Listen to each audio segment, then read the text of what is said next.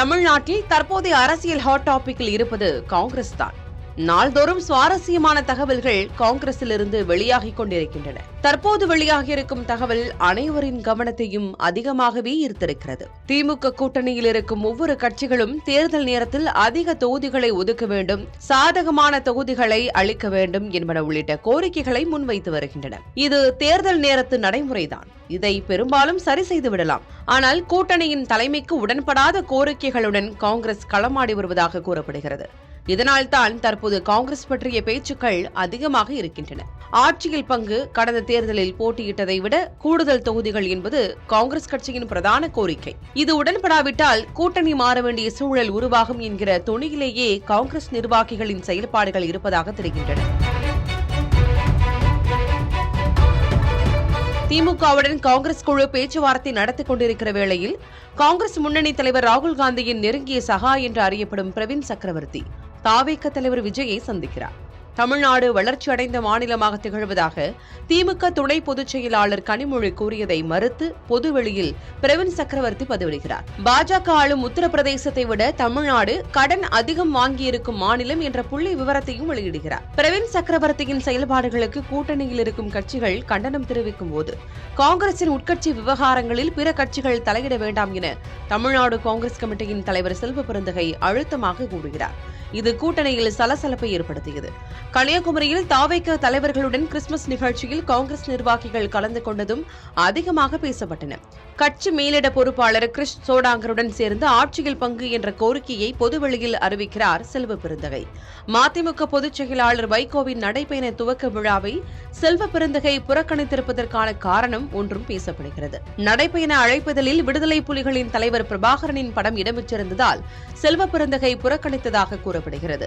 அதே வேளையில் அந்த நிகழ்ச்சியில் முதலமைச்சர் மு க ஸ்டாலின் பங்கேற்றது காங்கிரசுக்கு அதிருப்தியை ஏற்படுத்தியிருப்பதாகவும் சொல்லப்படுகிறது.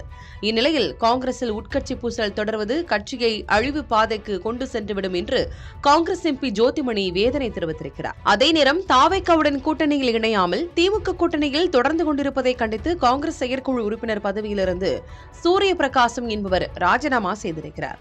இப்படி தொடர்ந்து செய்திகள் வெளியாகிக் கொண்டே இருக்கின்றன. தற்போது 3 அமைச்சர்கள், மாவட்டத்திற்கு 1 தொகுதி என 38 தொகுதிகள் ஒதுக்கீடு என்ற கோரிக்கையை திமுக தலைமையிடம் காங்கிரஸ் தலைமை தெரிவித்துவிட்டதாக புதிய தகவல் வெளியாகிக் கொண்டிருக்கின்றன. அதேபோல் யாருடன் கூட்டணி அமைக்க வேண்டும் என நிர்வாகிகளுடன் காங்கிரஸ் மேலிட பொறுப்பாளர் கிறிஷ் சோடாங்கர் கருத்து கேட்பதாகவும் தகவல் வெளியாகியிருக்கிறது. சார், காங்கிரஸ் பத்தின இன்னைக்கு ஒரு தகவல் வந்திருக்கு. 38 தொகுதிகள் 3 அமைச்சர்கள் வேணும்னு சொல்லிட்டு திமுக தலைமையிட்ட கோரிக்கை வச்சிருக்கிறதா ஒரு தகவல். இதை எப்படி பாக்குறீங்க?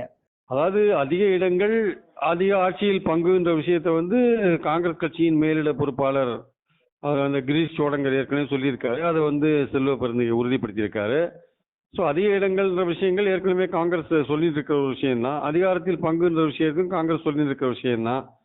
இது ரெண்டுமே பேச்சுவார்த்தைகள் அவங்க குழு அமைச்சிருக்காங்க. அந்த குழுவில் தான் தீர்மானிக்கணும். அந்த பேச்சுவார்த்தை குழு இப்போ இந்த மாதிரியான ஒரு கண்டிஷனோட பேச்சுவார்த்தைகளை ஆரம்பிச்சாங்க அப்படின்னா இந்த பேச்சுவார்த்தையை அதிக அளவு முன்னேற்றம் அடைகிறதுக்கான வாய்ப்புகள் கிடையாது. ஆக்சுவலா கூட்டணியில காங்கிரஸோட செயல்பாடுகள் தான் இப்ப அதிகமா பேசப்பட்டு வருது. அது எதிர்மறையா இல்ல நேர்மறையா அப்படிங்கறதையும் தாண்டி இந்த விஷயத்த திமுக தலைமை எப்படி எதிர்கொள்ளுன்னு நினைக்கிறீங்க சார்? திமுக தரப்புல இருந்து ரொம்ப ஒரு கோபத்தோட தான் இந்த விஷயத்த பாக்குறாங்க. சுமூகமா போய் இந்த ஒரு கூட்டணியிலே தேவையில்லாம குழப்பத்தை காங்கிரஸ் உண்டு பண்றதா நினைக்கிறாங்க.